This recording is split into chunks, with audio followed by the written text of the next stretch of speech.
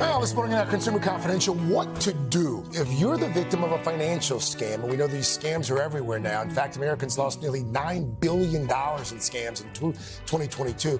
And that's just based on what was actually reported. So, NBC News senior consumer investigative correspondent Vicky Nguyen is here to help us protect ourselves and, most importantly, to try and get some of that money back, perhaps, if you have, in fact, been scammed. So let's start there.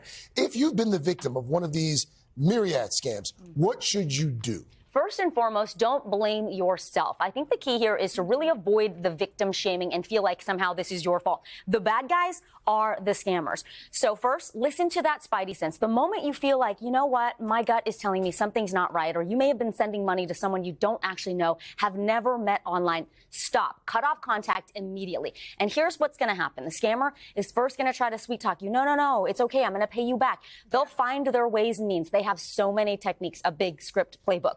Then they may go to threatening you, extorting you. If you don't keep sending me money, I'm going to do this.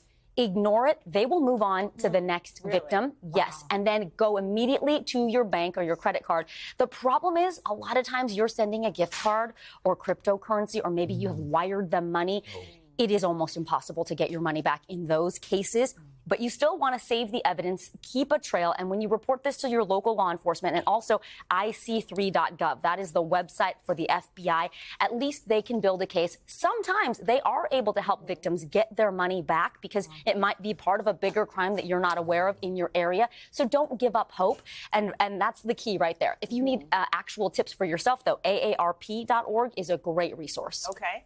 Last year, in the first 3 quarters alone, $308 million were lost to online shopping scams. What exactly are those? What should we be looking out for? Online shopping scams really peaked in 2020. They were on the rise because we were all at home with the pandemic. Everybody was online shopping, but they're still here. One of the most common ones is the bait and switch. You pay for something and it never comes. This happened to us on Etsy for the holidays. We ordered something, didn't get a confirmation email. Suddenly it was like, you know what? This might not be real. We contacted the credit card company and Etsy right away. That's what you need to do. You only have 60 days to file a dispute if something never arrives, or if it arrives and it's completely different from what was described, the pictures. Go ahead and file that with your credit card company. Never use your debit card for shopping because you just don't have the same fraud protections. And then, of course, you're going to want to keep a paper trail so that you can prove to the credit card company, I did actually buy this item, and this is what was advertised. Something I want you to be aware of, these free trials, a lot of us sign up for them, and you have to enter your credit card information. And then after you get that free item, the next month, oh gosh, more shampoo shows up, more laundry detergent shows up. That's how they get you into the cycle. So just remember to cancel. It's not a scam per se, but it is a shopping situation that, adds up. And then finally, if you're shopping someone you've never shopped before online. For me, this happened yesterday. I got an ad, Portland leather, cute loafers, like love these shoes. And I was like, I've never heard of this company.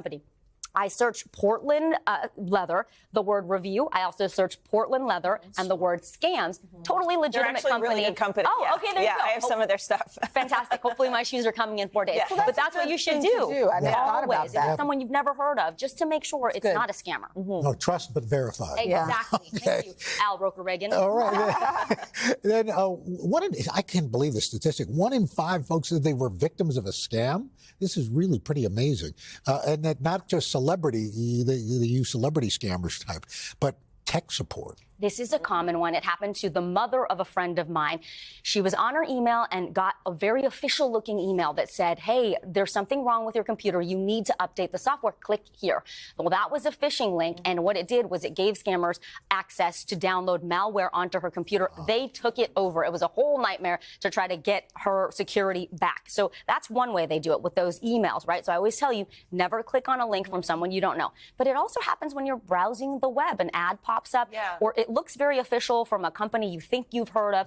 Oh, you've got a virus. You've got to click here. We'll help you fix it. Sometimes you click it by accident because it pops up as you're like about to click something Exactly. So you have to be very careful. It's important to have that antivirus security software. But if you don't want to click on anything. And also, sometimes they're calling you and sounding very official, saying they're from Apple or Microsoft and they want to, get your login to walk you through.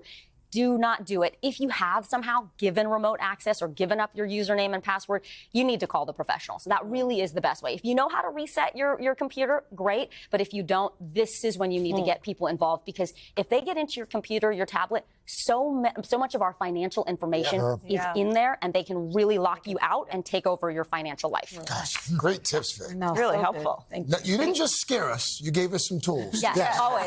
That's my aim. You helped. Yeah. Thank you. First we were scared, then we were protected. I like it. Yes. Hey, thanks for watching. Don't miss the Today Show every weekday at 11 a.m. Eastern, 8 Pacific on our streaming channel, Today All Day. To watch, head to today.com/allday or click the link right here.